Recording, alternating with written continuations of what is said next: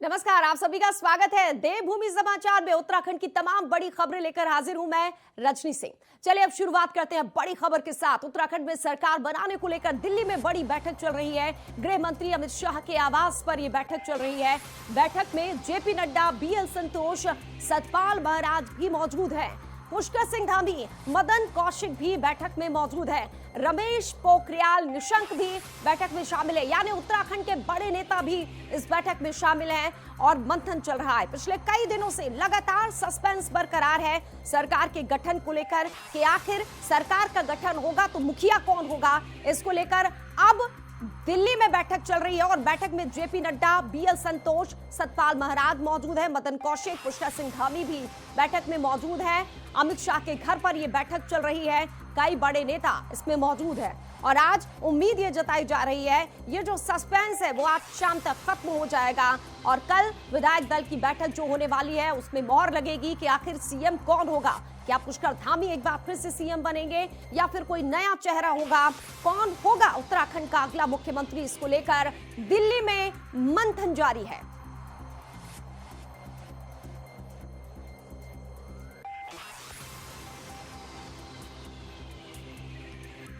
तो दिल्ली में बैठक चल रही है और हलचल देहरादून में नजर आ रही है। सियासी हलचल के बारे में बात करने के लिए सीधे आपको लेकर चलते हैं राजधानी, जहां पर सौरभ हमारे सहयोगी मौजूद है। सौरभ, दिल्ली की बैठक, कौन कौन से बड़े नेता वहां पर पहुंचे हैं? अगर बात करें देहरादून की, यहां राजधानी में किस तरीके की हलचल है अब इस बैठक को लेकर? बिल्कुल, देखिए चर्चाओं का बाजार गर्म है कि आखिरकार मुख्यमंत्री का चेहरा कौन हो सकता है। कयासबाजियां भी जो है शुरू हो चुकी है। जहां पुष्कर सिंह धामी कल देर रात से ही दिल्ली में डेरा जमाए हुए हैं, वहीं जो है रमेश पोखरियाल निशंक, पूर्व मुख्यमंत्री हैं त्रिवेंद्र सिंह रावत, जो खुद जो है जेपी नड्डा से मुलाकात कर चुके हैं। इसके साथ ही जो तमाम और बड़े नेता, चाहे अजय भट्ट की बात की जाए या प्रदेश संगठन के नेताओं की बात, तो तमाम नेता जो इस समय दिल्ली में डटे हुए। अमित शाह के जो बैठक चल रही है, बाकायदा ये माना जा रहा है कि आज लगभग जो है नाम पर सहमति बन जाएगी और कल जो है महज औपचारिक मात्र के लिए जो विधानमंडल दल की बैठक के बाद जो है सीएम के चेहरे की घोषणा भी कर दी जाएगी। लगातार यहाँ पर जो नाम निकलकर सामने आ रहे हैं उसमें पुष्कर सिंह धामी का नाम सबसे ऊपर बताया जा रहा है। तो वहीं अनिल बलूनी और अजय भट्ट को भी जो है रेस में जो है प्रमुख माना जा रहा है कि ये दोनों लोग भी जो है रेस में है मुख्यमंत्री की जो कुर्सी को लेकर। लगातार जो बीजेपी संगठन है वो ये जरूर कह रहा है कि ये औपचारिक बैठकें, इसमें कुछ होने वाला नहीं है, लेकिन हाँ ये जरूर कहा जा रहा है कि जो विधानमंडल दल की जो बैठक होनी है उसमें जो है मोहर लगेगी। कल जो है राजनाथ सिंह यहाँ पहुंचेंगे, मीनाक्षी लेखी यहाँ पे मौजूद होंगी, वो जो है विधायकों के साथ रायशुमारी करेंगी, बातचीत करेंगी और उसके बाद जो औपचारिक घोषणा हो सकेगी। हालांकि जो सूत्र बता रहे हैं कि आज देर शाम तक जो है जो मुख्यमंत्री का चेहरा है वो अमित शाह के यहाँ, जेपी नड्डा के यहाँ जो घोषित हो जाएगा, लेकिन जो उसकी औपचारिक घोषणा कल जो है यहाँ पर हो सकेगी, जिसके बाद जो है परसों माना जा रहा है कि शपथ ग्रहण समारोह भी आयोजित कर लिया जाएगा। जी सौरभ, जीत तो बड़ी मिली और जश्न भी खूब मनाया गया और मिथक भी टूट गया, लेकिन बीजेपी के सामने बहुत बड़ी चुनौती है। एक तो ये कि धामी चुनाव हार गए, विपक्ष भी कह रहा है, कांग्रेस भी कह रही है कि जनादेश का अपमान होगा अगर धामी को बनाएंगे तो। दूसरी बात ये कि जो अन्य बड़े नेता हैं वो जब धामी बने थे तब भी नाखुश बताए जा रहे थे। और फिर एक और बात यह कि 5 साल में बीजेपी ने 3 मुख्यमंत्री दिए। अब एक ऐसा चेहरा चाहिए होगा जो कम से कम 5 साल तक चले, सबकी पसंद हो।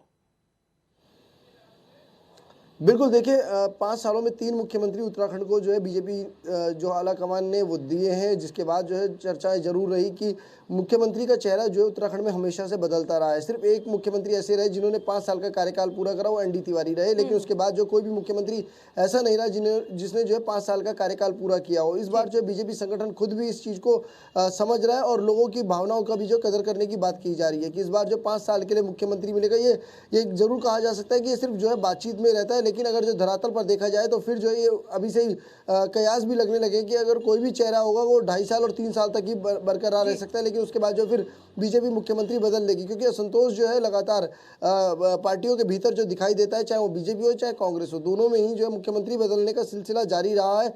अब एक बार फिर जो है भारी बहुमत जो है उत्तराखंड में कांग्रेस को, माफ कीजिएगा, भाजपा को मिला है और भाजपा के तमाम नेता जो है इस समय दिल्ली दरबार में, चाहे वो अनिल बलूनी की बात की जाए, पुष्कर सिंह धामी की, अजय भट्ट की, रमेश पोखरियाल निशंक, इसके साथ ही जो रितु खंडूड़ी, तमाम लोग जो है इस समय दिल्ली में हैं और वो मुख्यमंत्री की जो इर्द गिर्द जो कुर्सी के तो दिल्ली में बैठक चल रही है और देहरादून में हलचल इसलिए भी बढ़ गई है क्योंकि विधायक दल की बैठक थी वो टल गई। इसी खबर पर मैं लौटूंगी सौरभ आपके पास, आप बने रहिए हमारे साथ। तो बड़ी खबर यह है कि उत्तराखंड सीएम को लेकर हलचल बढ़ गई है।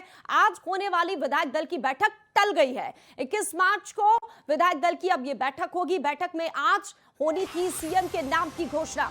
आलाकमान ने धामी मदन कौशिक को दिल्ली तलब किया है। त्रिवेंद्र सिंह रावत पहले से ही दिल्ली में मौजूद है। नई सरकार में नए चेहरों को जगह मिल सकती है। कौन से वो नए चेहरे हैं, इसको लेकर कयास लगाए जा रहे हैं, लेकिन फिलहाल तो बैठक टल गई है। राजनाथ सिंह, मीनाक्षी लेखी दोनों पर्यवेक्षक बनाए गए हैं और वो देहरादून आएंगे और उसके बाद नाम जो है वो सामने आ पाएगा। हमारे साथ हमारे सहयोगी सौरभ लगातार जुड़े हुए हैं। सौरभ, उम्मीद थी कि आज विधायक दल की बैठक में स्थिति साफ हो जाएगी, लेकिन बैठक टल गई। बिल्कुल, देखिए आज विधानमंडल दल की बैठक होनी थी जिसका समय भी जो मुकर्रर किया गया था, लेकिन उसके बावजूद जो है अब जो पार्टी के तमाम बड़े नेता हैं वो इस समय दिल्ली में हैं और वो नेता जो है इस समय अपने पार्टी हाईकमान से मुलाकात कर रहे हैं क्योंकि बैठकों का दौर शुरू हो चुका है।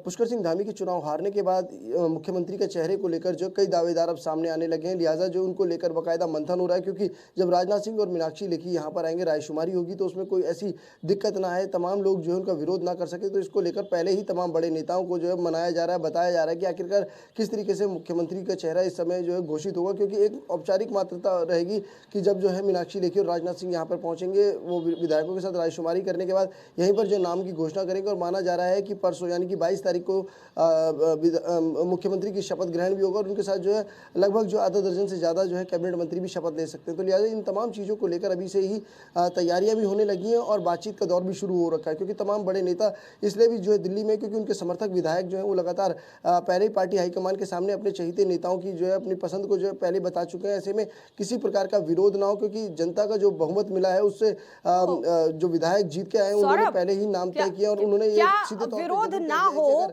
एक ये वजह भी है कि विधायक दल की बैठक टाल दी गई है क्योंकि अगर एक चेहरा होगा तो जो दूसरे चेहरे हैं, वरिष्ठ हैं, वो नाराजगी जताएंगे जैसे पहले भी हुआ था। क्या एक ये वजह है, इतना मंथन हो रहा है?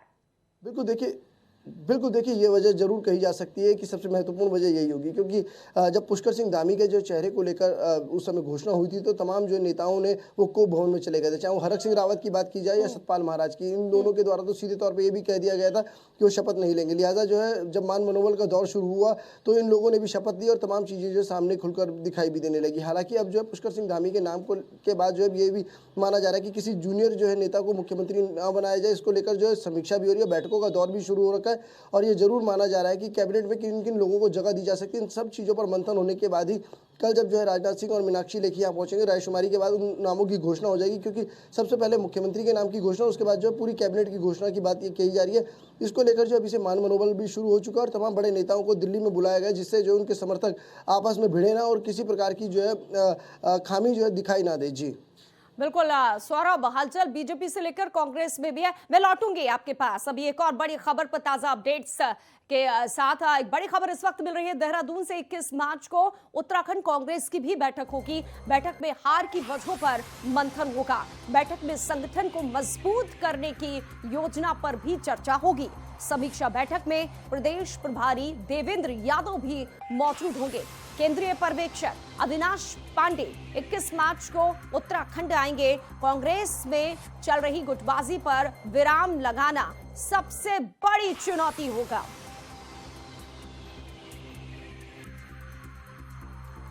तो चलते हैं सौरभ भाटिया के पास। हमारे सहयोगी लगातार हर खबर पर अपडेट्स हम तक पहुंचा रहे हैं। सौरभ, बीजेपी में मंथन तो इधर कांग्रेस में 21 तारीख को हार पर मंथन।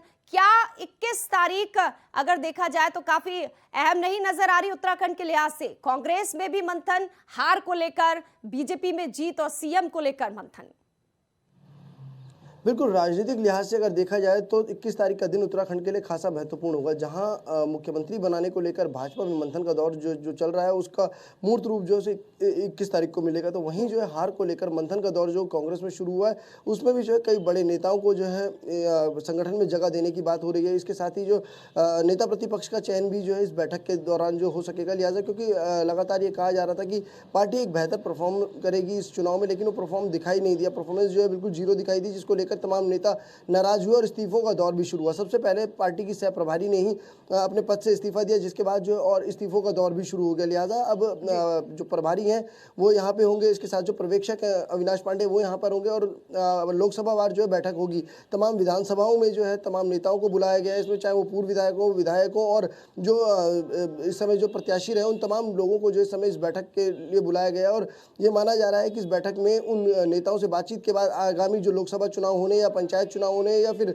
निकाय चुनाव होने, उन सब में जो है उनका जो है टिकट तय होगा, उन लोगों को प्रत्याशी बनाया जाएगा। इन तमाम चीज़ें अभी से ही भांपी जा रही हैं, क्योंकि पार्टी संगठन जो इस समय खत्म होने की कगार पर दिखाई दे रहा है। जिस तरीके से लड़ाई झगड़ों का दौर शुरू हुआ है, यहाँ पर जो प्रीतम सिंह वर्सेस जो है हरीश रावत एक गुट जो है यहाँ पर आमने सामने लगातार दिखाई दे रहे हैं, जिसके चलते कहीं ना कहीं पार्टी के बड़े नेता असहज दिखाई दे रहे हैं। और उसी असहजता के कारण इस समय जो है यहाँ पर पर्यवेक्षकों को भेजा भी जा रहा है और जो कार्यकर्ता है उनके साथ मुलाकात करवाने का मौका दिया जा रहा है। जी सर, मथुरादत्त जोशी कह चुके हैं कि जब अविनाश पांडे आएंगे तो हार की समीक्षा मंथन तो होगा, एक बड़ा फेरबदल भी होगा।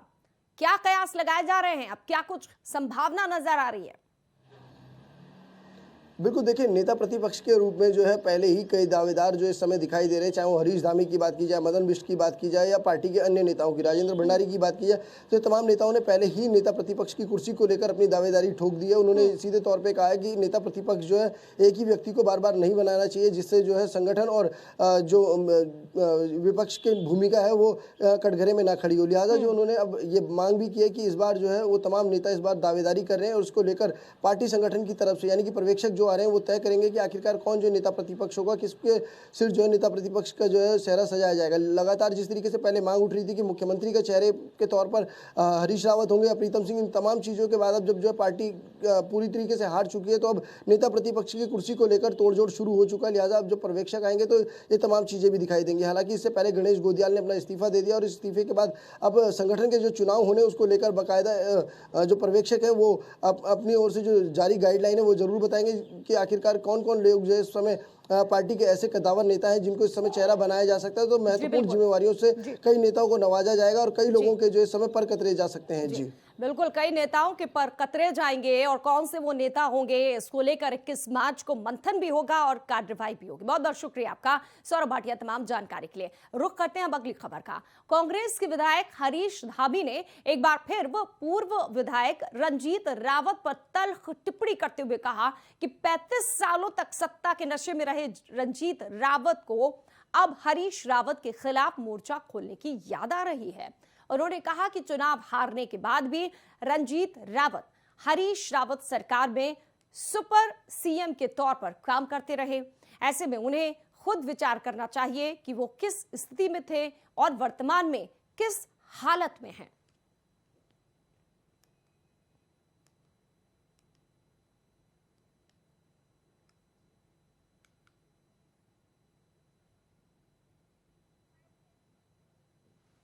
इन्हीं लोगों के बोलने से जिस तरह से दुष्प्रचार किया गया, उससे आज कांग्रेस सत्ता में आने से बाहर रही है। आप सब देख रहे हैं। और भाई रंजीत रावत जी ने जो कहा कि 35 साल के बाद मेरा नशा टूटा है, तो मैं तो चाहता हूं कि उत्तराखंड के हर युवा को, हर नेता को कांग्रेस के कम से कम ऐसा 35 साल तक का नशा तो होना चाहिए। जो आदमी जमीन से आसमान पहुंच गया हो, उसके बाद कहता है मेरा नशा टूटा, तो ये तो कार्यकर्ताओं का सौभाग्य होगा।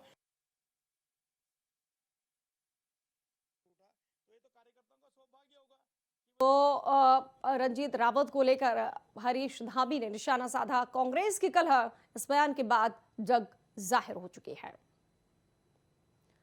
कहा 35 साल बाद मोर्चा खोलने की याद आई है। पहली स्थिति और अब की स्थिति में देख लें कि क्या अंतर है। और अब सियासी खबरों से बाहर निकलकर अब बड़ी खबर की बात करते हैं। खटीमा से खबर है, ऑनलाइन टैक्स जमा होने की प्रक्रिया बंद हो चुकी है। परिवहन टैक्स जमा करने की ऑनलाइन साइट बंद है। साइट बंद होने से श्रद्धालुओं के लिए मुसीबत बढ़ गई है। आरटीओ बैरियर, चरुबेटा, मुडेली में जगह जगह बसें रुकी हुई। हजारों श्रद्धालु खटीमा बॉर्डर पर फंसे हुए हैं। परिवहन विभाग के अधिकारी फोन नहीं उठा रहे हैं। लोग ये सोचकर फोन करते हैं कि परिवहन विभाग में फोन उठाया जाएगा, उनकी समस्या का हल होगा, लेकिन सब कुछ ठप्प पड़ा हुआ है। जो जहां है बस वही रुक कर रह गया है, फंस गया है, क्योंकि ऑनलाइन टैक्स जमा होने की प्रक्रिया बंद हो चुकी है। परिवहन टैक्स जमा करने की ऑनलाइन साइट ही बंद हो चुकी है। अब लोग करें तो क्या करें? मोबाइल से टैक्स जमा करते थे ऑनलाइन, लेकिन अब वो सब कुछ बंद हो गया है और रास्ते में भी वो लोग फंस गए हैं। साइट बंद होने से श्रद्धालुओं की मुसीबत बढ़ गई है। लोग बाहर से आते हैं यहाँ पर दर्शनों के लिए, पर्यटक भी होते हैं। आरटीओ बैरियर, चरुबेटा, मुडेली में जगह जगह बसें रुकी हुई हैं। हजारों श्रद्धालु खटीमा बॉर्डर पर फंसे हुए हैं और उनकी सुनने वाला कोई नहीं है। परिवहन विभाग के अधिकारी फोन नहीं उठा रहे हैं।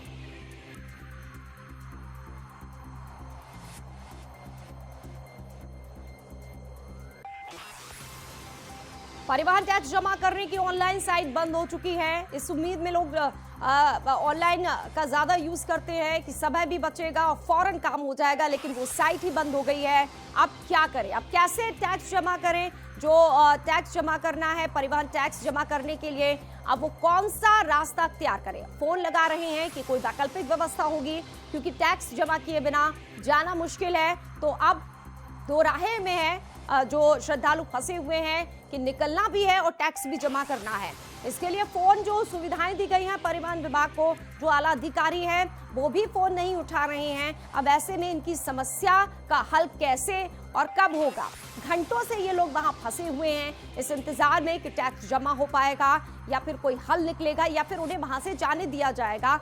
वो यहाँ पर घंटों से फंसे इंतजार कर रहे हैं कि जल्द से जल्द वो यहाँ से निकले, इस समस्या का हल मिले। देहरादून से बड़ी खबर है। रोडवेज कर्मचारियों ने आंदोलन का ऐलान कर दिया है। कल से चरणबद्ध आंदोलन करेंगे रोडवेज कर्मचारी। कल एक दिवसीय धरना देंगे रोडवेज कर्मचारी। वेतन भुगतान समेत विभिन्न मांगों के पूरा न होने से नाराज हैं। 28 मार्च से अनिश्चित काल तक कार्य बहिष्कार की चेतावनी भी दी गई है। रोडवेज कर्मचारी लगातार अपनी मांगों को लेकर आंदोलन और प्रदर्शन करते रहे हैं। सरकार ने आश्वासन दिया, लेकिन अभी तक वेतन भुगतान सहित अन्य मांगे पूरी ना होने से अब वो नाराज हैं और एक बार फिर से आंदोलन का ऐलान कर दिया है। रोडवेज कर्मचारियों ने आंदोलन का ऐलान करते हुए साफ कह दिया है कि अगर मांगे नहीं पूरी हुई, चरणबद्ध आंदोलन करेंगे। सबसे पहले वो रोडवेज के जितने भी कर्मचारी हैं और उसके बाद 28 मार्च से अनिश्चित काल तक कार्य बहिष्कार कर दिया जाएगा और इसका सीधा असर जनता पर पड़ेगा।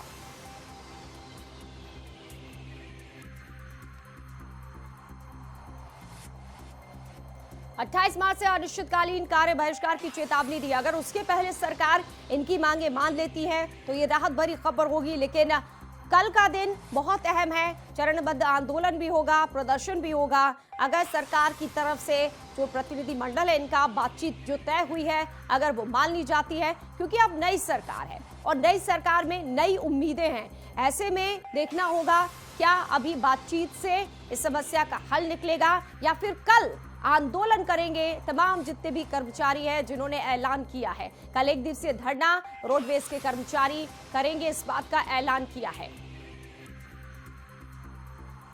हमारे संवाददाता अजय मित्तल फोन लाइन पर जुड़ चुके हैं। अजय, अब कल एक दिवसीय धरना देंगे रोडवेज कर्मचारी, कौन सी मांगे हैं, किन मांगों को लेकर लगातार ये धरना प्रदर्शन करते रहे हैं? देखिए, वेतन भुगतान समेत जो है विभिन्न मांगों को लेकर जो है 21 मार्च से प्रदेश के सभी जो डिपो संचालक हैं एक दिवसीय धरना देंगे और इसके बाद इन्होंने चेतावनी दी है कि इनकी मांगे नहीं मानी गई तो 28 मार्च से जो है अनिश्चितकालीन बहिष्कार शुरू कर देंगे। इनका ये भी कहना है कि जो फरवरी माह का जो वेतन है अभी तक नहीं मिल पाया है। इसके अलावा एसीपी के नाम पर जो कर्मचारियों के वेतन की रिकवरी की जा रही है वो न्यायोचित नहीं है। इनको साफ तौर पर कहना है कि जो मांगे अभी तक जो शासन प्रशासन द्वारा इनकी नहीं मांगी गई है, इसी को लेकर जो है अब ये चरणबद्ध आंदोलन जो है इनका शुरू किया जाएगा। जी अजय मित्तल, तो इसका कितना असर कल होगा आम लोगों पर? देखिए, जिस तरह से इनका आंदोलन अगर यदि चलता है तो काफी लोगों को जो है परेशानी करनी पड़ सकती है। इसके अलावा जो बाहर से पर्यटक आ रहे हैं उनको भी जो है काफी दिक्कतों का सामना करना पड़ सकता है। हालांकि शासन की तरफ से इनकी जो मांगे हैं उन पर विचार किया जा रहा है, लेकिन इनका कहना है कि काफी समय से जो है अपनी मांगों को लेकर ये जो है आंदोलन कर रहे हैं, लेकिन जो सरकार है या शासन जो है इनकी न्यायिक मांगों पर जो कोई ध्यान नहीं दे रही है। इसलिए इन्होंने ये कदम जो है लेकिन उठाना पड़ रहा है। जी। अजय मित्तल, अभी तो नई सरकार भी नहीं बनी है, शायद इन लोगों को एक बार और विचार करना चाहिए ऐसे राह पर जाने के पहले। सरकार बनने का तो थोड़ा इंतजार करना चाहिए। जी बिल्कुल, देखिए कर्मचारियों की जो है हालांकि मांगे जो है जायज है, लेकिन जिस तरह से अभी हालांकि चुनाव हुए हैं, आचार संहिता लगी हुई है, इसके बाद जो है अभी सरकार का गठन होना है, तो इसी सब बातों को लेकर जो है इनकी एक रणनीति भी तैयार की जा रही है और इनकी जो कल धरना है उसमें जो एक बैठक भी की जाएगी और कर्मचारी इस बात पर भी आपस में विचार करेंगे। जिस तरह से सरकार का गठन होता है तो अपनी मांगों को जो है अगली आने वाली सरकार के समक्ष रखें और उसका निदान करने की जो है उनसे गुंजाइश करें। जी अजय मित्तल, इसके पहले भी तो बातचीत हुई होगी शासन से, क्या आश्वासन दिया गया था इन लोगों को और कब तक की डेट दी गई थी कि इनकी मांगे मान ली जाएंगी? जी बिल्कुल, देखिए पिछली सरकार में भी इनकी जो है मांगों को लेकर सरकार से जो है सरकार के नुमाइंदों से बातचीत हुई थी, लेकिन इनका साफ तौर पर कहना है कि जिनकी मांगे हैं उन पर जो है पिछली सरकार ने ध्यान नहीं दिया और अब जाकर जो है नई सरकार का गठन होने जा रहा है, लेकिन उसके चलते जो है ये सरकार पर जो है नई सरकार पर दबाव बनाने की जो है पूरी कोशिश कर रहे हैं आंदोलन कर्मचारी। जी अजय, कितने ऐसे रोडवेज के कर्मचारी हैं जो इस आंदोलन से जुड़ेंगे? क्या तमाम पूरे प्रदेश का है या ये सिर्फ देहरादून का है? देखिए, प्रदेश भर के जो है आंदोलन जो है कर्मचारी करेंगे। इनका साफों से कहना है कि जो उनका मुख्यालय है देहरादून में स्थित है और इसी को लेकर जो है सैकड़ों कर्मचारी जो है कल से जो है एक दूसरे धरना देंगे और 28 मार्च से जो है पूरे प्रदेश में जो है अनिश्चितकालीन जो है कार्य बहिष्कार जो है इनका शुरू कर दिया जाएगा। बहुत बहुत शुक्रिया अजय मित्तल तमाम जानकारी के लिए। तो रोडवेज के कर्मचारियों के आंदोलन की वजह से आम जनता भी प्रभावित होगी। रुक करते हैं अगली खबर का। उद्यान विभाग पौड़ी की ओर से जनपद के कृषकों की आय में वृद्धि करने के साथ ही पलायन पर रोक लगाने के लिए एप्पल मिशन के तहत सेब की खेती से लाभ पहुंचाने का काम किया जा रहा है।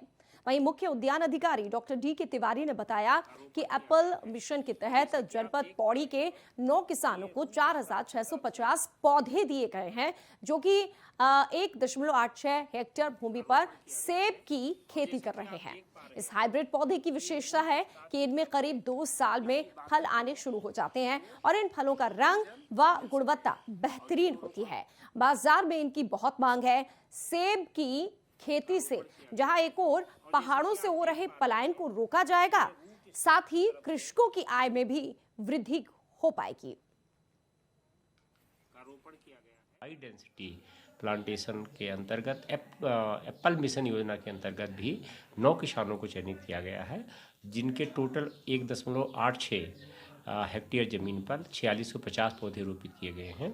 इस सेब की विशेषता ये है कि इसकी रूट बहुत अच्छी होती है, जिसकी वजह से पौधों को भोजन अच्छी तरह मिलता है और इनके जो फल आते हैं उनकी गुणवत्ता, उनका रंग बहुत बेहतर होने की वजह से बाज़ार में अच्छा रेट प्राप्त होता है। साथ ही साथ ये जल्दी फल देते हैं। तो इसके साथ इस बुलेटिन में इतना ही। तमाम अहम खबरें देखने के लिए आप बने रहिए हमारे साथ।